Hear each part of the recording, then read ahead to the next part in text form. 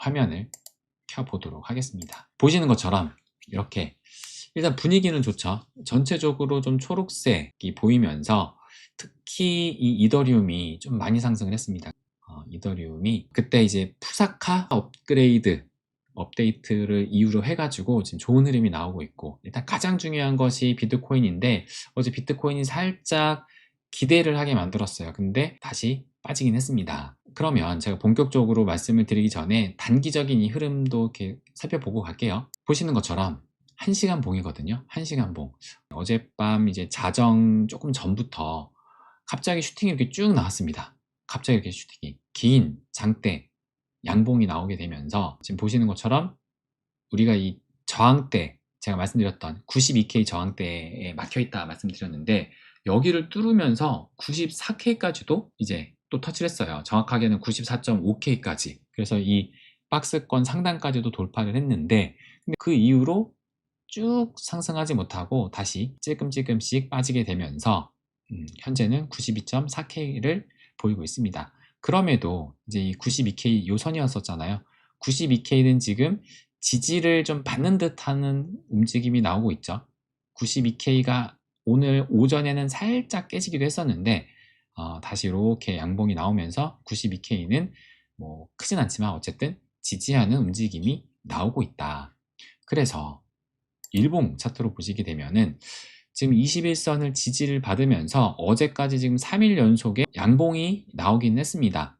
그래서 요 긴 윗꼬리를 다른 것이 조금 아쉽긴 하지만 결과적으로는 이 하락 추세선을 또 돌파는 못했어요. 그래서 제가 중요한 그 저항대, 이 첫 번째로 이 95K 저항대를 말씀드렸죠. 여기를 넘어서야지 일단 이 하락 추세를 벗어나게 되는 건데 아직까지 이 95K는 터치를 하지 못하고 있다. 그래서 여전히 여기는 벗어나지 못하고 있지만 일단 최근에 이 상승세가 나오고 있는 것은 긍정적이지 않을까 생각이 듭니다.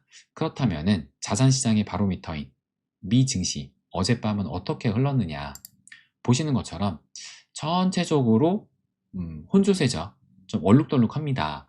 특히 이 엔비디아가 그 전날에 엔비디아가 H200 그 GPU 칩을 중국에 다시 수출을 재개하게 됐다라는 소식이 나오면서 시간에서는 한 2% 정도 상승이 나왔는데 결과적으로 이제 장이 돌았을 때는 보시는 것처럼 이렇게 마이너스 0.3%로 하락 마감을 했습니다. 그러니까 뭔가 이제 상승하기에는 이제 좀 부담을 계속 느끼고 있다라는 거예요. 그게 전체적인 장에서도 느껴지고 있고, 그래서 이 3대 지수로 보시게 되면은 다우존스도 마이너스 0.38, S&P 500도 마이너스 0.09%니까 거의 뭐 제자리다라고 볼 수가 있고, 나스닥 같은 경우도 플러스 0.13이니까 상승이지만 뚜렷한 상승은 아니고 거의 제자리 수준이다 라는 것을 알 수가 있습니다. 그래서 S&P 500의 5분봉으로 보시게 되면은 여기가 이제 밤 11시 반에 장이 어제 시작했을 그때가 여기거든요. 그래서 양봉으로 지금 이렇게 상승을 하면서 시작부터 상승을 하는 그 움직임이 나왔어요. 그러면서 이 노란색이 지금 비트코인이거든요. 그러니까 비트코인의 그 상승을 보게 되면 이게 15분봉으로 보시게 되면 어제 상승이 여기 밑에 11시 45분부터 양봉이 보인 거거든요. 11시 45분. 미증시가 11시 반에 이제 돌기 시작하니까 미증시가 돌고 미증시가 상승으로 가니까 이 비트코인도 같이 커플링이 되면서 이런 슈팅이 나왔던 겁니다. 그러니까 미증시가 안 중요할 수가 없다. 그래서 이 노란색도 마찬가지로 이 비트코인이죠. 이 노란색이 비트코인이고 이 캔들이 지금 S&P 500인데 근데 쭉 가다가 S&P 500이 꺾이게 되니까 이 비트코인도 더 이상 상승을 못하고 꺾인 겁니다. 그래도 비트코인은 계속 꺾이는 흐름보다는 뭔가 횡보로 가다가 이제 살짝 꺾이는 이렇게 해서 마감을 했었고 이제 미증시가 마감이 된 거고 S&P 500은 그 이후로 이렇게 좀 더 하락을 하긴 했어요. 그래서 결과적으로 일봉으로 보시게 되면은 일봉으로 보시게 되면 어제 일봉 보세요. 십자형 캔들인데 위에가 윗꼬리가 또 긴 요 모습에 이제 음봉의 십자형 캔들로 마감을 했습니다. 그래서 어제도 마찬가지였습니다. 최근에 이런 움직임이 계속 나왔잖아요. 상승하려고 하면은 누군가 계속 위에서 매도를 하는 겁니다. 상승하려고 하면 누군가는 매도를 한다. 그러니까 현재 미 증시나 비트코인이나 추가 상승을 위한 모멘텀이 부족해 보인다라는 것을 제가 계속 말씀드렸죠. 어제도 마찬가지였다. 근데 이런 흐름은 어느 정도 우리가 예상을 하고 제가 이미 말씀을 드리기도 했습니다. 왜냐, 이번 주 이 FOMC라는 큰 이벤트가 있잖아요. 큰 이벤트를 앞두고 나서 상승을 하기에는 좀 이제 불확실성이 있으니까 상승을 하기에는 이제 아무래도 제한이 걸릴 수밖에 없죠. 그렇기 때문에 아무래도 어제도 그런 흐름이 나왔던 것인데, 그래서 뭐 여러분도 아시다시피 FOMC의 금리 결정은 인하를 25bp 금리 인하를 88%로 보고 있습니다. 그러다 보니까 금리 인하를 하느냐 마느냐의 문제가 아니라 요거죠. 요 보시는 것처럼 오늘 아침에 나온 기사인데, 파월 입에 쏠린 눈, 금리 결정 하루 앞두고 짙어진 경계감 해가지고 이제 그 증시가 지금 미 증시는 혼조세로 마감을 했잖아요. 그래서 짙어진 경계감이다. 그래서 여기 보시게 되면은 한 미국의 투자 분석가가 뭐라고 얘기를 했냐. 현재로서 금리 인하가 거의 확실시 되지만 연준의 경제 전망과 파월 의장의 발언은 시장에 큰 영향을 미칠 것이다. 이번 주뿐만 아니라 이번 달 남은 기간의 흐름을 결정할 수도 있다. 라고 얘기를 합니다. 이 FOMC를 기점으로 해가지고 이번 주뿐만 아니라 이번 달 남은 기간의 흐름을 결정할 수도 있을 겁니다. 이번 달 남은 기간의 흐름을 결정할 수도 있다. 사실 이것이 중요합니다. 왜냐? 산타랠리가 가능하냐가 FOMC를 지금 기점으로 해가지고 바뀔 수가 있잖아요. 그래서 이 FOMC가 저는 상당히 중요하다라고 생각을 하고 있습니다. 그래서 내일 새벽 흐름만 좋다라면, 이 FOMC 결과가 좋다라면은 전 산타랠리도 충분히 가능하지 않을까 보고 있거든요. 그러면 이제 또 여러분들은 요 생각을 하실 거예요. 일본 금리 인상한다는데 다음 주 금요일이거든요. 그게 악재가 될 수 있지 않을까요? 라고 아마 생각하시는 분도 많으실 겁니다. 실제로 어제 제 영상에 댓글에 이렇게 달렸어요. 이것을 저희 멤버십 텔방에다 공유를 했었는데, 다음 주 금요일 가장 큰 이벤트, 일본 금리 인상인데 이 이벤트 어떻게 보나요? 너무 두렵네요. 다음 주가 너무 두렵다고 하십니다. 그러니까는 이제 일본 금리 인상하면서 엔케리 청산 그 폭락을 경험을 했으니까 이제 다음 주에 있을 일본 금리 인상을 걱정을 하시는 거죠. 근데 어제 저의 생각을 말씀을 드렸어요. 어제 제가 신문을 보는데 요 신문이었거든요. 미국과 일본의 금리차 축소에도 추락하는 엔화, 요 기사를 보고선 저는, 제가 뭐라고 말씀드렸냐, 저는 어제죠. 어제 이 신문을 읽고 무릎을 쳤다. 왜 그랬냐면 제가 예상을 하긴 했잖아요. 일본발 금리 인상은 다음 주에 금리 인상을 하더라도 충격이 약하거나 없을 정도로 조용히 넘어갈 수 있겠다라는 생각에 이제 확신이 들었던 거죠. 이 신문을 읽고 조용히 넘어갈 수도 있겠다라는 생각이 들어가지고 무릎을 쳤었습니다. 왜 그러냐면 신문에 나오는 대로 현재 일본의 국채 금리가 상승을 하는데 엔화의 가치가 하락을 하고 있기 때문이거든요. 그렇다면 이 엔화의 가치가 하락하고 있다는 것이 무슨 의미냐, 요것에 대해서 제가 말씀드릴게요. 엔화의 가치가 하락을 하고 있는데 요것이 어떻게 우리가 받아들여야 되느냐, 제가 좀 더 어제 저희 멤버십 텔방에 말씀을 드린 것보다 좀 더 정리를 했습니다. 이게 지금 뭐냐면 미가는 지금 엔화 차트예요. 엔화 차트. 달러, 약간 이게 뭐냐면 1달러에 엔화가 얼마냐 그거거든요. 그러니까 우리나라 환율 생각하시면 됩니다. 우리나라 환율 생각하시면, 우리나라 환율도 마찬가지로 지금 최근에 환율이 많이 높아지고 있잖아요. 지금 엔화도 환율이 높아지고 있는 그런 상황이거든요. 근데 일단 먼저 2024년 7월 31일 날 일본이, 2024년이에요. 일본이 금리 인상을 단행을 했어요. 그러면서 8월 초에 그 엔케리 청산 폭락이 나왔었잖아요. 그러면은 그때 그 당시에 엔케리 청산으로 갔던 흐름이 무엇이었냐? 요것부터 한번 볼게요. 일본이 금리 인상을 이때 했습니다. 7월 31일 날. 그러면은 금리 인상을 하니까 이미 여러분도 이 엔케리 청산이 왜 발생하는지 어느 정도 아시죠? 일단 일본은 여태까지 제로금리였고 금리가 엄청 샀습니다. 그래서 글로벌 이 자금들이 엔화를 빌려가지고 엔화 대출을 받아가지고 그 엔화로 해서 세계에 있는 그 글로벌 자산들을 매수를 했던 거예요. 그죠? 매수를 했던 거다. 근데 만약에 일본이 금리 인상을 해버리면은 그 전이었던 그 대출의 이자가 앞으로는 증가가 되겠죠. 이자 부담이 늘어나겠죠. 엔화 대출에 대한 이자 부담이 증가가 되면서 그렇게 되면은 이제 부담이 되니까 엔화로 샀던 글로벌 자산들을 처분을 할 수밖에 없습니다. 그래서 이것이 지금 이 엔켈이 청산으로 갔던 거고 엔화로 샀던 글로벌 자산들을 처분을 해서 다시 이제 이 엔화 대출을 갚아야 되잖아요. 그렇다면은 이 엔화 대출을 갚기 위해서 엔화 환전을 하겠죠. 엔화를 매수를 하는 그 환전이 많아질 수밖에 없다. 그러면 엔화가 지금 환전, 매수를 해야 되니까 엔화에 대한 수요가 증가를 하게 되는 거잖아요. 엔화에 대한 수요가 증가하게 되면은 엔화 가치는 상승을 하게 되는 것이고 엔화 환율은 하락하는 거겠죠. 그러니까 요 지금 개념을 잘 이해하셔야 되는데 엔화에 대한 수요가 증가를 하게 되면은 엔화 가치가 상승을 하면서 그러니까는 시중에 지금 엔화가 사람들이 많이 사니까는 엔화가 막 없어질 거 아니에요. 그렇다면은 없어진다는 얘기는 가치가 상승하는 거고 그런 그 얘기는 엔화의 환율이 하락을 하는 겁니다. 엔화의 환율이 하락하는 거. 그러니까 우리나라가 최근에 우리나라 환율이 엄청 올라가고 있죠. 올라가고 있으면서 뭐라고 그러죠? 원화가 지금 똥값이 되고 있다라고 하죠. 반대의 상황인 겁니다. 지금 원화의 가치는 지금 똥값이 되고 가고 있으면서 환율은 올라가고 있는 거잖아요. 근데 이 당시에 엔화는 가치가 상승을 하면서 엔화가 환율이 하락을 한 거예요. 그렇다면은 엔화가 가치가 상승을 하면은 엔화로 환전 시 더 많은 달러가 필요하게 될 거잖아요. 엔화 가치가 상승을 하게 되면 엔화로 환전할 때 엔화 가치가 상승을 했으니까 환율이 지금 하락을 했었잖아요. 그러면은 더 많은 달러가 필요하다. 그러니까는 지금 1달러에 엔화 환율이 떨어지게 되면은 더 적은 지금 이 엔화를 받을 수밖에 없잖아요. 그렇다면은 더 많은 자산을 매각할 수밖에 없습니다.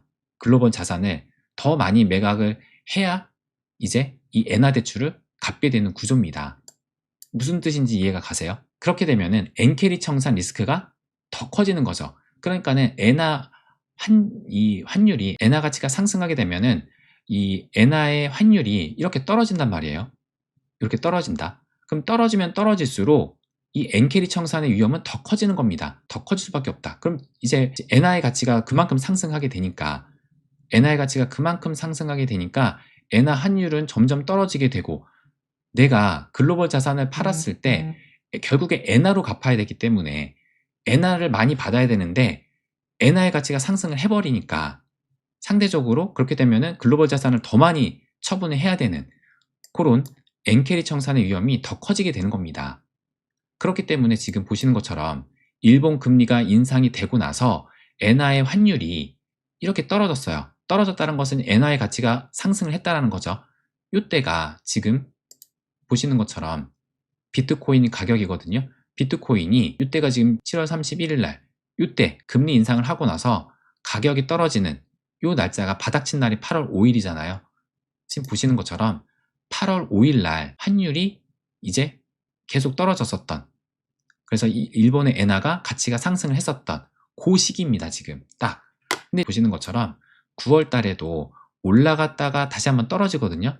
올라갔다가 엔화 가치가 이제 상승을 하는 엔화 가치가 상승하면서 엔화 환율이 떨어지는 이런 흐름이 나왔었는데 그때가 딱 요때입니다. 그러니까 쌍바닥을 찍었을 때 요때가 그러니까는 이때 상승했던 어느 정도의 되돌림이 나오면서 하락이 나왔다가 그래서 아마 요때는 이렇게 상승하는 요런 그러니까 요때는 큰 흐름이 없다가 결국에는 다시 엔화 환율이 막 떨어지잖아요.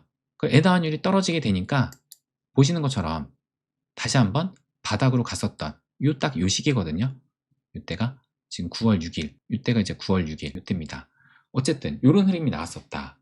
그래서 결과적으로 엔화 가치가 상승을 하면 엔화 환율이 하락을 하는 건데 이럴 때 엔캐리 청산의 위험이 커진다. 그러면서 2024년 7월 달에 그러니까 정확히는 8월 달에 큰 시장에 충격이 왔었던 겁니다.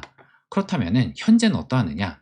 현재는 일단 얼마 전이었어요. 12월 1일 날 12월 달에 일본이 금리를 인상할 수 있다라는 이런 예상이 돌게 되면서 12월 1일 날 국채 금리가 요 1달러 선을 넘게 급등을 하게 됩니다. 그죠? 기억하시죠? 얼마 전이에요. 넘게 됩니다. 그런데 지금 현재 환율이 어떻게 변했느냐 그걸 볼게요. 딱 요때거든요.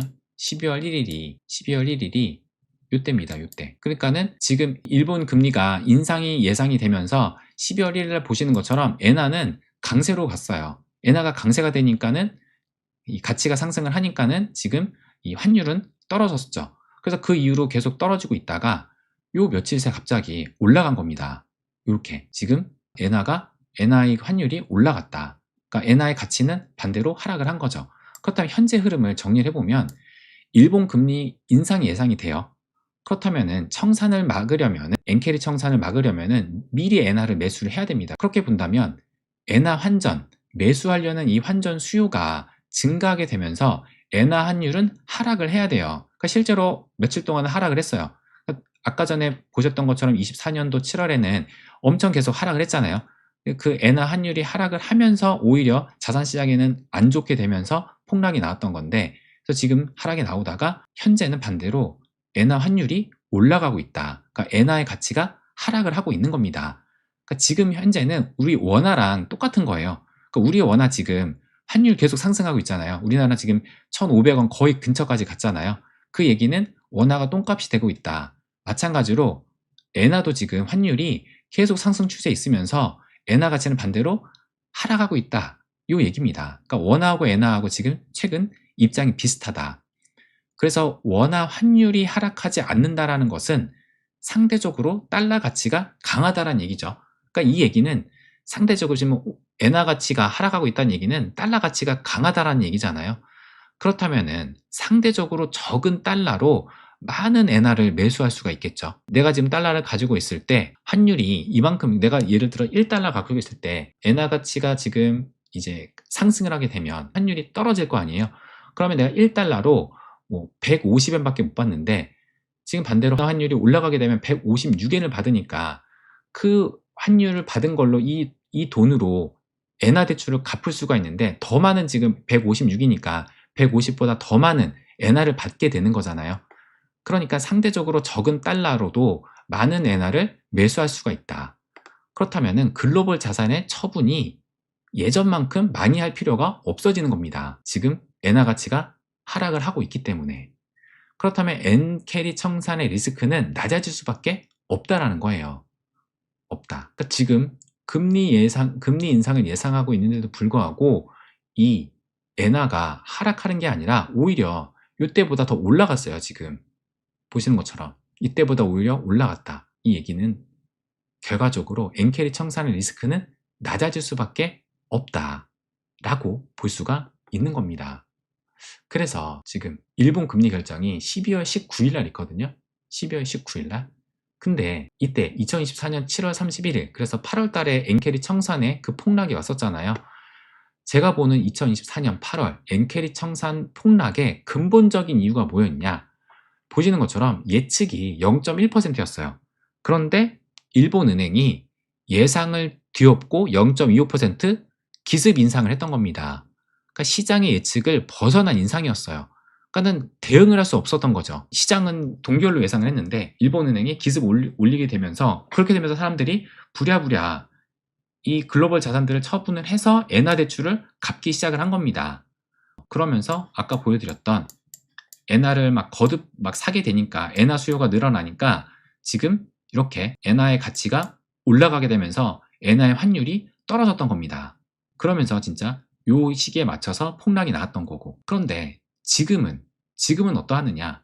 2024년 8월에는 시장을 예측을 벗어난 인상을 했기 때문에 대응을 할 수 없었지만 지금은 모두가 알고 있어요. 일본 금리 인상한대. 그래서 제가 뭐라고 했었느냐? 이 12월 1일 날 그날 이제 말씀을 드렸었죠. 그날 말씀을 드렸던 것이 이거였습니다. 일본의 다음 금리 결정은 19일. 그러나 똑같은 이유로 시장에 폭락이 올까? 일본이 금리 인상을 한다는 것에 대한 대비를 했을 가능성이 크다. 그래서 막상 금리 인상을 해도 시장에 큰 충격은 없을 것으로 예상을 한다. 만약에 일본이 금리 인상을 안 하면 안도의 한숨을 쉴 수 있겠고, 일본이 금리 인상을 하게 되면은 물론 단기적으로 하락세가 나올 수 있어도 시장에 충격까지 발생을 안 할 가능성이 저는 크다고 봅니다. 그러면서 오히려 시장이 생각보다 잘 버티네라고 하면은 머지않아서 반전의 상승 흐름도 가능하지 않을까라고 말씀을 드렸어요. 그래서 지금은 모두가 알고 있다. 금리 인상을. 그렇기 때문에 저는 예전처럼 그런 폭락이 나오지 않을 것이다. 그리고 또 하나, 이 같은 일이 처음이 아니라니까요. 1월 24일 날 이미 이때 이후로 한 번 더 인상을 했습니다. 예측을 이땐 했어요. 예측 0.5% 예측을 했는데 0.25에서 예측 0.5로 하고 실제로 0.5로 인상을 한 것이 올해 1월이었다. 근데 올해 1월에 뭐 폭락이 나와서 우리가 지금 기억하나요? 이때 폭락 나왔다고? 지금도 아직 예측치가 안 나왔지만 시장은 상승할 수 있다. 금리가 올라갈 수 있다. 예측을 하고 있습니다. 이런 상황에서 실제로 인상이 됐다고 해가지고 이것이 충격이 될까? 전 아니라고 봅니다. 아니라고 봤는데 결정적으로 제가 말씀드린 현재 환율의 추이를 본다 하더라도 지금 환율 제가 이렇게 써놨으니까 요거 한번 잘 보시면 됩니다. 보시고 생각하시면 되세요. 지금 현재 환율이 만약에 진짜 이렇게 떨어지게 되면은 그러면은 리스크가 있는 거거든요. 그럴 수도 있다. 이전처럼 폭락이 나올 수 있다. 근데 지금 환율이 안 떨어지고 있다. 오히려 더 올라갔다. 이 얘기는 청산 리스크는 낮아질 수밖에 없다라고 봅니다. 그래서 결론적으로 일단 현재 선물 시장을 보게 되면은 거의 제자리죠. 뭐 S&P 500도 0.02, 나스닥 100도 마이너스 0.06%니까 거의 제자리. 그렇게 본다면 일단 현재는 큰 시장의 변화는 없는데 일단 일본 금리 인상보다 저는 내일 새벽에 있을 FOMC가 더 중요하다. 그러니까 FOMC는 예상을 못 하겠어요. 금리 인하한다는 건 누구나 알아요. 그죠? 근데 파월이 어떻게 말을 하고 시장이 어떻게 해석하는지가 중요하거든요. 시장이 어떻게 해석을 하는지. 근데 일본의 금리 인상은 너무나 예측 가능하죠, 지금. 금리는 인상한다고 하고, 또 그거에 대한 효과는 제가 말씀드렸던 이 환율로 본다 하더라도 그렇고, 또 이미 인상을 한번 해봤고, 그렇기 때문에 너무 예측 가능한 범위에 있다. 그래서 저는 내일 새벽이 무엇보다 중요하다라고 생각을 합니다. 그래서 이 FOMC가 그렇다고 해서 FOMC가 큰 줄기를 바꾼다는 건 아닌데 현재의 잠깐의 그런 바람의 방향은 바꿀 수는 있겠죠. 미 증시 같은 경우도 지금 보시는 것처럼 일봉을 보시면 바닥을 찍고 올라왔는데 올라왔지만 여기에서 추가적으로 올라가기를 지금 부담스러워하고 있는 거거든요. 그래서 다시 한번 이렇게 꺾이고 뭐 여기까지 갈지는 모르겠지만 어느 정도 확인하고 올라갈 수 있는 그런 움직임이 나올 수 있겠고, 비트코인 같은 경우는 여기 바닥 찍고 올라갔지만 설마 여기까지 간다고 보지 않지만 이렇게 꺾이고 갈 수도 있겠죠. 아니면 FOMC를 긍정적으로 봐가지고 여기서 바로 상승할 수도 있습니다. 미 증시도 마찬가지로 FOMC를 계기로 해서 올라갈 수도 있다. 그러니까 FOMC는 정말 예상하기 힘들다. 하지만 일본의 금리 결정은 저는 큰 충격 없을 거라 보고, 단기적인 뭐 조정은 전 그것도 없을 거라고 보는데, 근데 모르죠. 일단 일본 금리 인상은 저는 크게 중요한 상황이 아니다라고 봅니다. 그래서 일단 FOMC, 내일 새벽에 FOMC를 좀 더 주목해 볼 필요가 있지 않을까. 그래서 이 FOMC만 잘 넘어가게 된다면 저는 충분히 이 산타랠리도 가능하다라는 것을 마지막으로 말씀을 드리고 싶습니다. 제가 드린 말씀 이해가 가시나요? 엔화, 이 일본 금리 인상해서 환율의 변화, 그리고 이것 때문에 엔캐리 청산의 폭락이 예전처럼 없을 거다. 이해가 가시나요? 최대한 설명 자세히 한다고 써놨는데 이해를 하셨는지 모르겠습니다. 그러니까 이게 엔화 환율 상승, 엔화 가치 하락, 이게 그러니까 좀 생각을 해야 돼요. 생각을 안 하면은 헷갈립니다. 그러니까 이게 지금 그러니까 현재 이 엔화가 우리나라 원화하고 비슷합니다. 지금 마찬가지로 계속 환율이 올라가고 있고 엔화의 가치가 하락하고 있다. 원화의 가치도 지금 하락하고 있죠. 지금 뭐 똥값 되고 있다 막 그러죠. 지금 엔화도 비슷하다. 그 왜 그러느냐? 왜 똥값이 돼가느냐? 일본도 마찬가지예요. 지금 돈 풀기, 이번에 이 다카이치인가요? 다케이치인가? 총리가 바뀌었죠. 여자 총리로 바뀌면서 얘도 제2의 아베가 되겠다 하면서 그 돈을 풀겠다고 했습니다. 돈을 푼다. 근데 우리나라도 잘 풀고 있죠. 지금 그 쿠폰 나눠주면서. 그러다 보니까 우리나라 환율도 지금 이제 1,500원을 향해서 가고 있고, 일본 역시도 지금 금리를 인상을 하는데도 엔화의 가치가 상승하기는커녕 하락하고 있다. 그래서 환율은 오르고 있다. 라는 겁니다. 이 돈 풀기. 이 많은 돈들이 또 어디로 갈까 생각하면은 결국에는 자산시장으로 올 것이다. 그래서 저는 계속 말씀드리지만 버블 없는 시즌 종료는 없다. 그러니까 지금도 이 하락이 시즌 종료가 아니라 조정장입니다. 조정장. 이때랑 똑같은 조정장. 지금도 이때랑 똑같은 조정장. 단지 이때는 마이너스 31%, 이때는 마이너스 33%였지만 지금은 마이너스 36%일 뿐이다. 조금 더 하락을 한 거다. 저는 시즌 종료가 아니다라고 봅니다. 그러면 일단 여러분들 한번 말씀 듣고선 또 리플도 잠깐 보겠습니다.